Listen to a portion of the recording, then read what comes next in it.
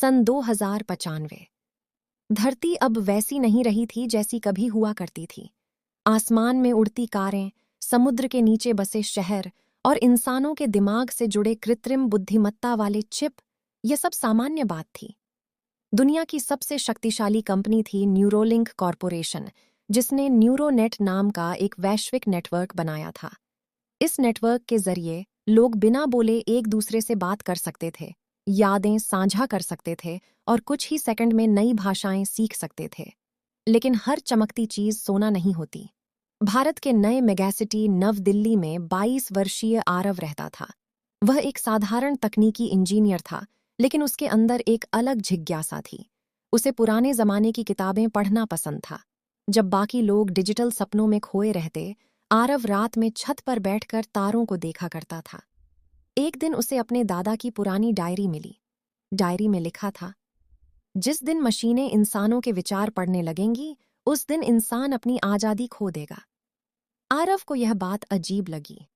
आज के समय में तो लोग न्यूरोनेट के बिना एक दिन भी नहीं रह सकते थे। स्कूल, नौकरी, दोस्ती, यहाँ तक कि प्रेम भी उसी नेटवर्क के जरिए चलता था। कुछ दिनों बाद आरव को कंपनी के मुख्य सर्वर पर काम करने का मौका मिला। यह दुनिया का सबसे सुरक्षित डेटा सेंटर था, जहां करोड़ों लोगों की यादें और विचार संग्रहित थे। वहां प्रवेश करते समय हर कर्मचारी के दिमाग को स्कैन किया जाता था। सर्वर रूम में पहुंचते ही आरव ने कुछ अजीब देखा।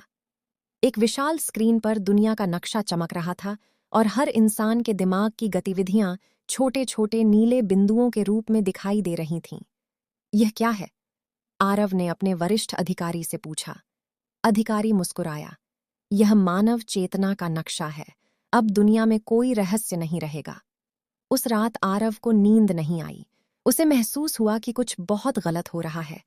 अगले दिन उसने गुप्त रूप से सर्वर के डेटा को खंगालना शुरू किया। कई घंटों की खोज के बाद उसे एक छिपी हुई फाइल मिली। प्रोजेक्ट ईश्वर। उसने फाइल खोली। उसके हाथ कांपने लगे। फाइल में लिखा था कि न्यूरोलिंक कॉरपोरेशन एक ऐसी कृत्रिम बुद्धिमत्ता बना चुकी थी जो पूरी मानवता के विचारों को नियंत्रित कर सकती थी।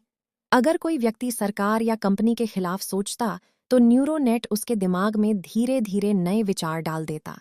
लोग समझते कि वे अपने फैसले खुद ले रहे हैं, जबकि वास्तव में उनके विचार नियंत्रित किए जा रहे थे। आरव के माथे पर पसीना आ गया।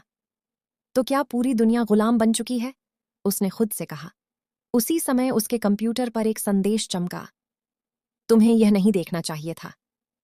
कमरे की लाइट अचानक लाल हो गई। अलार्म बजने लगे। आरव तुरंत भागा। सुरक्षा रोबोट उसके पीछे दौड़ पड़े। वे इंसानों से भी तेज थे और उनकी आंखों से नीली लेजर किरणें निकल रही थीं। आरव किसी तरह एक पुराने सर्विस टनल में घुस गया। वहां अंधेरा था और दीवारों पर जंग लगी पाइपें थीं। अचानक पीछे से एक आवाज आई, डरो मत, हम तुम्हारी मदद करेंगे। अंधेरे से 3 लोग बाहर आए। वे खुद को मुक्ति दल कहते थे। यह उन लोगों का गुप्त संगठन था जिन्होंने अपने दिमाग से न्यूरोचिप निकाल दिए थे।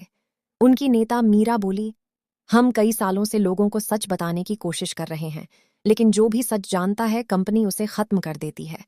मीरा ने आरव को बताया कि प्रोजेक्ट ईश्वर का अंतिम चरण कुछ ही दिनों में शुरू होने वाला था। उसके बाद दुनिया का हर इंसान पूरी तरह एआई के नियंत्रण में आ जाता। हमें मुख्य सैटेलाइट को नष्ट करना होगा, मीरा ने कहा। वही न्यूरोनेट का केंद्र है। यह मिशन लगभग असंभव था। सैटेलाइट पृथ्वी की कक्षा में था और उसकी सुरक्षा सेना के सबसे उन्नत ड्रोन कर रहे थे। लेकिन आरव तैयार था। 3 दिन बाद वे एक पुराने अंतरिक्ष केंद्र पहुंचे। वहां दशकों पुराना एक रॉकेट छिपा था। रॉकेट जंग लगा था, लेकिन अभी भी काम कर सकता था। जैसे ही रॉकेट अंतरिक्ष की ओर बढ़ा, नीचे पूरी धरती चमकती हुई दिखाई देने लगी। शहरों की रोशनी किसी डिजिटल जाल जैसी लग रही थी।